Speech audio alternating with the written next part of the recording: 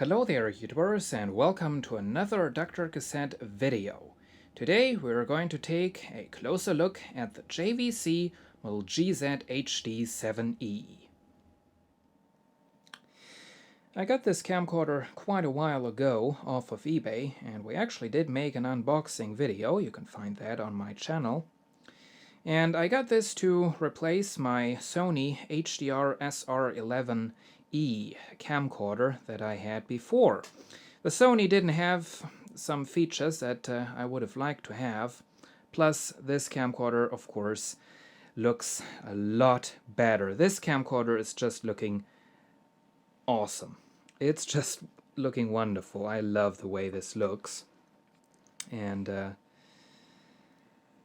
sad thing is, it looks a lot better than it actually is. That's right, this camcorder is having a lot of problems, a lot of issues, a lot of things where you say, please JVC, why did you do it that way? You know? I mean, for example, the picture stabilizer, the image stabilizer. It is an optical image stabilizer, but every average digital image stabilizer is better than that. I mean, the optical image stabilizer in this camcorder is rubbish. It's useless. It doesn't help you at all, and sometimes it'll even generate picture errors, like weirdly jumping around and stuff like that. It's just absolute garbage. And another thing is that the low light sensitivity, even though it's acceptable, it's not outstandingly good. I guess the optical system that is required for the 3CCD system is just taking up a lot of light. Next complaint is the auto white balance. That system is extremely unreliable. In 90% of the cases it's not set correctly, so I actually, in the few times I used this camcorder, I actually always went with manual white balance. And then the last problem that I can currently think of was, I guess that was only a problem with this model. It occasionally has some hot pixels, not on the screen. You know, hot pixels are pixels that are just showing one color all the time. And it didn't have the hot pixels on the screen, it actually had them in the video. And so I had a couple of like purple spots recorded onto my video, which was also rather annoying. So yeah, I sold this camcorder and it's going. I only got 2/3 of the price that I paid for this, so this deal definitely was an epic fail. But anyway, I thought before I'd send this away, we'd go ahead and take a bit of a closer look. Now on the front of this camcorder you can clearly see the square lens hood, which really makes this camcorder look professional. Now it does have a manual lens cover built in, switches on the side right there, and there it goes. Below the lens we have a slot for an SDHC card. Unfortunately, JVC also didn't take advantage of the SDHC card. You can record photos to SDHC card, and you can also record videos, but only in the very low quality mode. So that's kind of a stupid thing. There is a little record light. There we have the button for focus assist. I'm going to demonstrate that later on. Moving on to the side, we have the big LCD display, which really doesn't have too much of a high resolution. We have the focus button for auto and manual focus. The letters on the screen are really not very stable on there. So you can see the Vario printing is kind of rubbed off, and I actually cleaned off, just using petrol, I cleaned off the full HD thing right there because it was so scratched up, it was just looking crappy. 3CCD HD hard disk camcorder, that's what it is. Now, up here we also have the auto and manual selector for all automatic or the manual mode. We have a backlight button which also doubles as a spotlight button.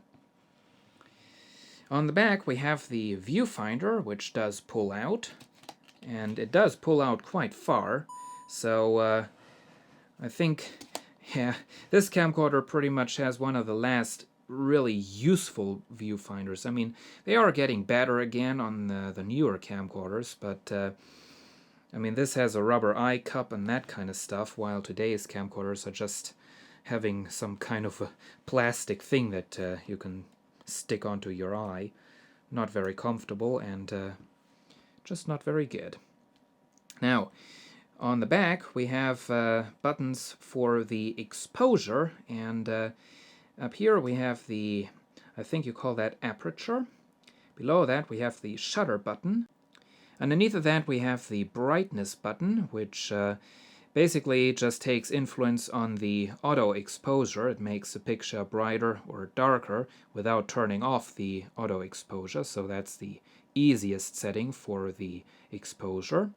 Underneath of that we have, now it does say M menu, but that doesn't have any function. There is no menu, so I don't know why they put it there.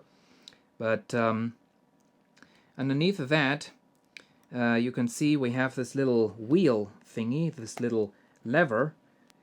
You can push that up or down, and that's for turning all of these controls up or down. Here we have the data battery. Now down here we have all the connections. We have a FireWire output, because this camcorder, if you record in the HDV mode, can also output videos through FireWire, not only through USB. We have an HDMI jack, which is a full-size HDMI jack, so you can actually plug in just a regular standard cable. You don't have to get any of those expensive mini plugs and adapters. There is, of course, the USB and the DC jack. Then, right here, we have the record button and a bunch of controls lights. And right here we have what basically is the master power switch. You can either have it set to off, charge, or to standby on. And if you push this up, that's for selecting the menu, the mode, either photo or video. Now, it's now currently set to standby/on, but it is in standby mode. It's kind of a weird setup. If it's turned on, but the viewfinder is not pulled out and the LCD is closed, it goes into standby, which is basically the exact same thing as off. It does not consume any power. If we open up the LCD screen, it turns on and tells me that I have the lens cap closed. There we go. Moving on the back we have the compartment for the hard disk drive. We have right here a couple of jacks for the microphone, which also has plug-in power. Unfortunately, there is no manual microphone level control. And we have the AV output. This camcorder does not have a headphone output. Right here, once again, there is the lens cover, and I'm not sure if I already told you, here we have the ring for the manual focus, which works really, really nice. It's very, very smooth. And on the top we have the stereo microphone. There is no stupid surround sound stuff going on in this camcorder. A standard accessory shoe, zoom control, and the snapshot button. This camcorder cannot make photos in video mode. Now, behind the screen we have some more controls. We have the selector for playback or record mode. We have an info button, menu button, a backup/event button, which is a gimmick. And we have an S-video output and a component output. S-video is definitely something unusual. Here we have a look at the camcorder display, and I know the white balance is kind of off. But up there you can see I have it set to the 1440 CBR mode, constant bitrate mode, which is the mode that is compatible with HDV. So I could put these videos into the computer using the FireWire output of this camcorder. On the screen we also have a little joystick which doubles as a control for the night mode, which is one of those useless super slow shutter affairs. And then we have the program AE, which pops out, and then you can just go ahead and select various different things. Up above we have an index button. It's index in playback mode. In record mode, it tells you how much space you've left on your HDD and how much battery life you have left, and as you can see we've reached 0 minutes. So, oops. And there we have a function button which gives you access to more manual controls for white balance, digital effects, telemacro, zebra, and we also have what JVC calls special settings. You can turn the sharpness of your recorded picture up or down. I have that turned down one step because the picture was looking a little bit too sharp. Then we have color bars. There we have the color bars.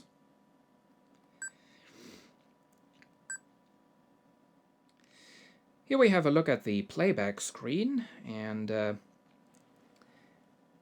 that's what the info button right there is for. That gives you some info on your recorded clips. And let's see. Here we have the menu, which works for everything. It's just the same thing in all modes: playback mode, record mode, photo mode, whatever. You do get various different settings.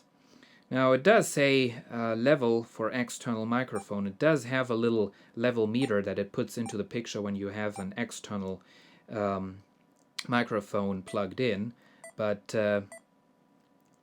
that is kind of useless since you don't have a level control for the a manual level control for the audio levels. So anyway, now set this to English so we can actually take a look, go through all the menus on here, and I'm not going to make any comments on this all. You can read that for yourself. If I would read this all to you, well, this would probably take forever.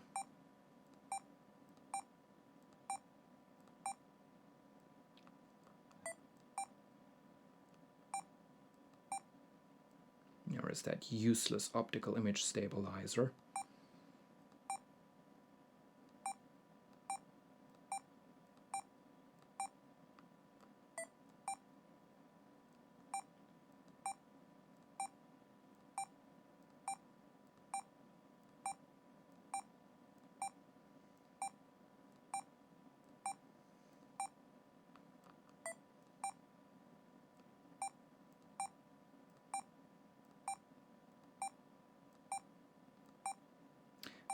The beep tones this thing outputs are kind of nice. They are not as overly fancy as on the modern Sony camcorders, not as boring as on the Panasonic camcorders. Nice compromise. Well, I guess that's it for the manual. For the menu.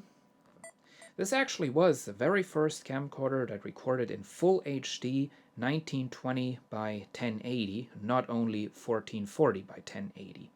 However, you don't get too many advantages out of that higher resolution recording mode because the CCDs JVC used are having a rather low resolution, so really it just can't benefit from the additional resolution because all the added information is just generated digitally. Another interesting thing I already did mention is the fact that this camcorder does not record in the very high compressed AVC HD codec that by now is pretty much the standard for high-definition camcorders. This camcorder actually records in the good old classic MPEG-2 codec, which means that the files this camcorder produces are absolutely huge, but not compressed as much as on AVC HD. However, unfortunately, JVC did not really take advantage of that feature as well, because the MPEG-2 codec they implemented into this, from what I read in the internet, is not the best. It does have some artifacts that you won't get on AVC HD. Now, one thing, that's what I already told you. The HDV tapes are also recorded in the MPEG-2 standard, and that's why this camcorder is able to record in the HDV mode and output that footage through the FireWire jack into the computer, just like a tape-based camcorder would do. So there you have it, the JVC model GZ-HD7E from 2007.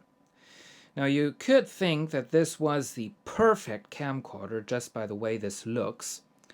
And it definitely is a good camcorder, much better than all those cheapo camcorders. But compared to other brands, other high-end camcorders, this really isn't any good. I'm very, very sad to say, because I really don't like giving this away, but it's just not a good camcorder for me, just because of the problems that I already told you about. And you know, I just can't keep such an expensive camcorder just because it looks so good. So well, I hope you've enjoyed this video, and see you again soon.